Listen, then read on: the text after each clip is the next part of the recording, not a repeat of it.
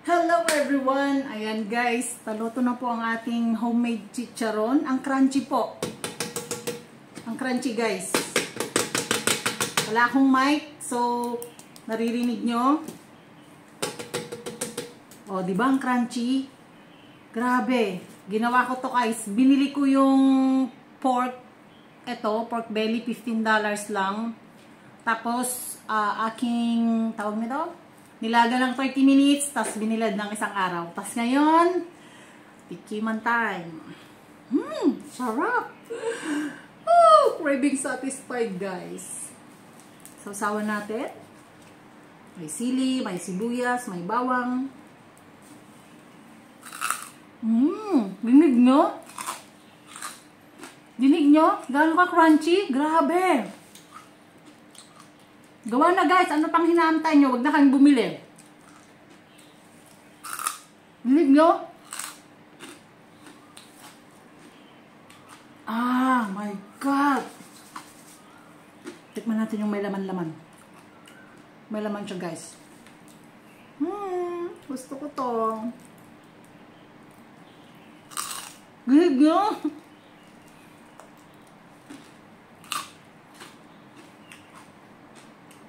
Oh my God. Amazing. Harap. So guys, follow na. Gawa na guys. I-upload ko na. Gawa na. Salamat.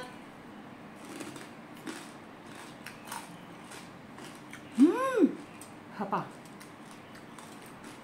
Ito may laman.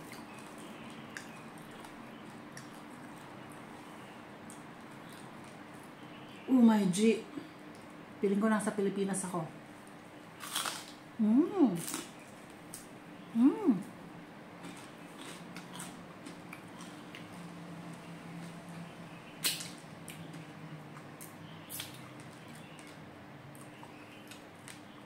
Ang sarap, grabe.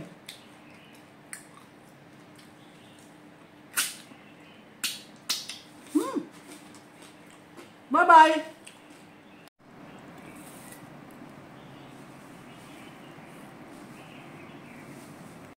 Guys, this is the pork belly I bought yesterday. So I just wash it and cut into half. This is how thick it is. So I just put water here. I need to boil for 30 minutes. I just add salt, black pepper, and some garlic. And I let it boil for 30 minutes. Okay guys, just boil for a medium heat. Not that very high.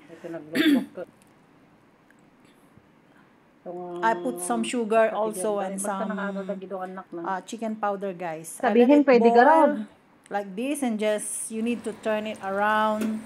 The upper one can goes to the lower, and this is after 30 minutes. I just take it out guys and let it cool for a while before I need to cut.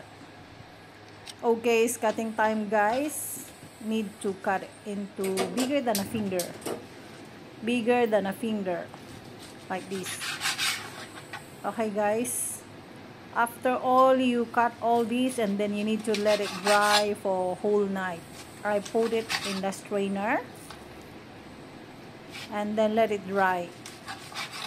You see how I cut guys? It's up to you how big you want the slice is. You want it bigger, the better. If you want it smaller, then okay, it's just one bite. You see how I cut it? The meat is just tender already. It's so fat, that's why we need to take it out the oil later. Oh my G. Cut. Make us. See, while I'm cutting, the fats are melted already. So guys, please follow or mention where you're watching now so I can mention you next vlog. I hope you enjoy this one. This is a homemade chicharon or pork rinds. Guys, it's very, very crunchy. Okay guys, all done cut. We need to transfer into strainer. No, it's not in the strainer. It's wrong. We need to put in the pan without oil, slow fire guys, and we need to take out all the excess fat. Okay, we need to take out all excess fat like this. Low fire, guys. Very low fire. I did this around 45 minutes, I think. Slow fire until all the fat is all come out. You need to turn it around, turn it, mekos, something like that. Ayan guys, halo-haluin nyo para yung taba. If possible guys, wag nyong ilagay sa baba yung tawag nito, yung skin niya kasi puputok na siya.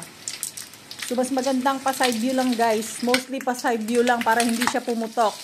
Take note po, wag po mainit, wag po masyadong malakas yung apoy kasi pumuputok po siya. Kailangan niyo po ng takip guys para hindi kayo mapaltusan. Ayan guys, the oil is coming out. So be patient until the pork is become like this. See how many oil how many oil come out. Put it in a strainer guys. Lagay natin sa strainer at ilagay lang dun sa labas magdamag. Wag sa labas ng bahay, baka kainin ng pusa ha. Ako kasi nilagay ko sa loob ng bahay. Tas ayan. Ayan guys oh. Ayan, kita nyo, konti na lang yung mga taba niya. Pero makapal pa rin yung taba niya. Ayan guys, binilad na natin yan. Dito na sa taas ng rooftop guys, binilad ko siya maghapon. Ayan na, iprito na natin guys. Testing na natin kung talagang magka-crunchy siya. Ayan. Testing. Ayan guys.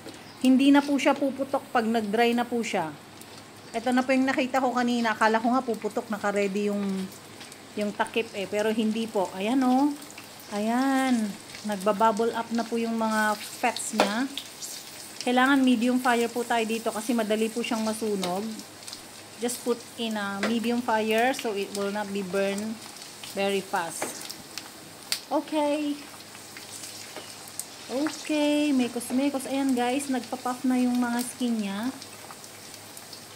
Akala ko nga kanina hindi siya magiging crunchy eh. Pero after pala na maprito, then pag malamig na siya, dun pa lang siya nagka-crunchy. Ayan oh. Maririnig nyo? Dito pa yung tinikman ko kanina. Grabe, ang sarap. Ito yung mga the best guys, homemade. Ano? Kumakain pa rin ako habang nagbo-voice over. Sarap. Dami ko nang nakain. Ayan guys, hanguin natin. Tapos ilagay natin sa may tissue, kitchen towel. Para matanggal po yung excess na oil. Narinig nyo guys kung gaano ka-crunchy. Nagunguya pa rin ako.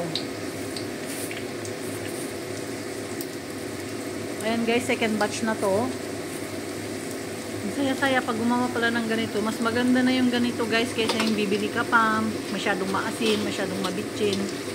Ito, tansya mo talaga kung gaano ka kuwan yung asin. And then alam mong malinis siya kasi ikaw yung gumawa. Pagkatapos maprito lahat guys, it's all done. You need to mix it all together and fry another maybe 1 minute more. Medium fire. And just twist it. Mekos nyo lang guys. Mekos nyo lang hanggang sa feeling nyo is okay na. Gusto ko kasi medyo brown ng konti. Kaya pinag-brown ko talaga siya. Ayan guys, maybe 1 or 2 minutes kung binalik lahat. Ayan guys, yan ang gusto kong kulay. Brown. Golden brown. Ayan. Tapos nilagay ko na po sa ating tissue paper again, kitchen paper. Tapos gumawa na rin ako ng aking sauce. Siyempre, suka, bawang, sibuyas, sili. Yan guys. O, diba ang sarap? Woo! Let's eat guys. Thank you for watching. Hope you can make your own pork rinds, crunchy. See you again next vlog. Thank you.